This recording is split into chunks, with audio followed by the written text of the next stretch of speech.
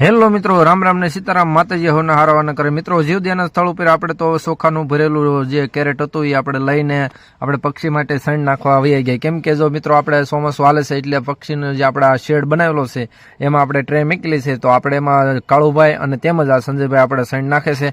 તો મિત્રો આપણે જીવદયાના સ્થળ ઉપર જો આવી રીતનું સેવાનું કાર્ય કરવાનું છે, કેમ કે પક્ષી માટે જ આપણે બધું કાર્ય કરીએ છીએ. અત્યારે જે આપણે ચોમાસામાં વૃક્ષ રોપ્યા એ બધા આપણે પક્ષીને ખાવા લાયક જ બધા આપણે વૃક્ષ રોપ્યા છે.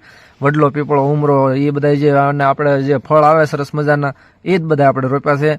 તેમજ આપણે ગલુડા માટે અને કૂતરા માટે જે આપણે બિસ્કિટનો એક કોથળો આવ્યો હતો, તો આપણે રાજુભાઈને કીધું કે હાલો આ કોથળો લઈ લો અને સરસ મજાના આ બિસ્કિટ આપણે બધા જ ગલુડાને અને કૂતરાને ખવડાવી દેવી, જેથી કરીને એનું પણ આપણે એને ખાવાનું મળી રહે. તો મિત્રો આપણે છે ને બધા જ સેવાના વિડીયો વિજયભાઈ ગોહિલ એ નામના પેજમાં આપણે બધા જ વિડીયો સેવાના જ મેકવી છીએ. અને આપણે જીવદયાના સ્થળ ઉપર આપણે પક્ષી માટે તેમજ આ મુકામ પશુ માટે આપણે કાર્ય કરવાનું છે.